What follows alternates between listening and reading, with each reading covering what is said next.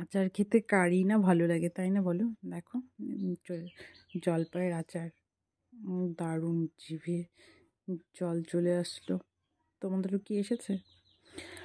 So hello everyone, আজকে নিয়ে চলে এসেছি তোমাদের সঙ্গে ছোট্ট মিনি ব্লগ। দেখো, আজকে জলপাইয়ের আচার তৈরি করবো, সেটাই তোমাদের সঙ্গে আজকে শেয়ার করবো। কি কি করবো এখানটায়, তো চলো শেয়ার করা যাক। দেখো, আমি জলপাইটাকে ভালো করে সেদ্ধ করে নিয়ে তারপর চটকে নিয়েছি।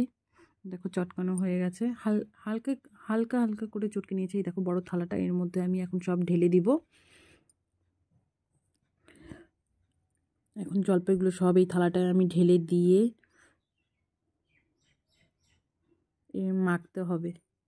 এর মধ্যে আমি নুন হলুদ দিয়ে ভালো করে মেখে নিব। মেখে নিয়ে তারপর আমি ছাদে শুকোতে দিব। দেখো, থালাটা ঢেলে নিয়েছি। দেখো, নুন হলুদ। এখন আমি এটাকে ভালো করে আলতো হাতে ভালো করে চটকে নেব।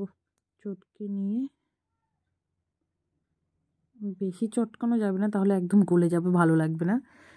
দেখো, আমি মানে হালকা হাতে একটু করে মাখিয়ে নিব একদম।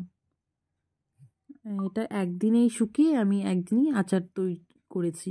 এইভাবে তোমরাও করে দেখো ঘরে, ভালো লাগবে খেতে। Taste heavy taste. কিন্তু জলপাইটা তো জানোই প্রচণ্ড পরিমাণে টক।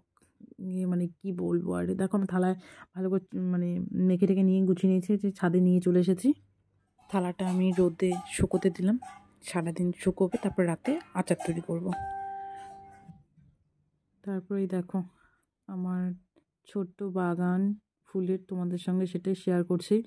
আমার ভিডিওটা যদি তোমাদের ভালো লেগে থাকে, সবাই লাইক কমেন্ট করে পাশে থাকবে। দেখো, এটা নয়নতারার গাছ, তারপর তারাগাদা। এই মানে আমার ফোনকেও সময় দিতে হয়, সংসারে সময় দিতে হয়। আমার মানে গাছ আমার খুবই ভালো লাগে, সেই গাছগুলোকে আমার পরিচর্যা করতে হয়। যতটুকু সময় পাই তাদেরকেও সময় দিই। তারপর বাচ্চাকে সময় দিতে হয়, বোঝোই তো, একটা ছোট বাচ্চা ঘরে থাকলে তাকে কত সময় দিতে। দেখো, এই ফুলটা কি সুন্দর, কুন্দ ফুল এর নাম, জানো তোমরা? খুব সুন্দর ফুলটা। দেখো, এখন তোমাদের দেখো, এখানে সব ভেজে নিয়েছি, আচার তৈরি করা দেখাবো তোমাদের। মৌরি মেথি শুকনো লঙ্কা ভেজে নিয়েছি, এখানে আচার ফোড়ন দিয়ে বসিয়ে দিয়েছে আমার শাশুড়ি মা। এখানে দেখো, আমি সেগুলো গুঁড়ো গুঁড়ো করে নিয়েছি এবার আচার তৈরির জন্য। দেখো, এখানে চিনি দিয়ে দিয়েছে। এখন ভালো করে নাড়িয়ে নিয়ে যখন চিনিটা গলে যাবে, অনেকক্ষণ সেটাকে ভেজে ভেজে নেবো। তারপরে হচ্ছে যেই আমি মশলাটা করে রেখেছি, সেই মশলাটা আমি এর মধ্যে দিয়ে দিব। দিয়ে ভালো করে নাড়িয়ে চাড়িয়ে নিলেই হয়ে গেল আমার আচার তৈরি। তারপর এটাকে ভালো করে রোদে শুকিয়ে বয়ামে ভরে রাখতে হবে।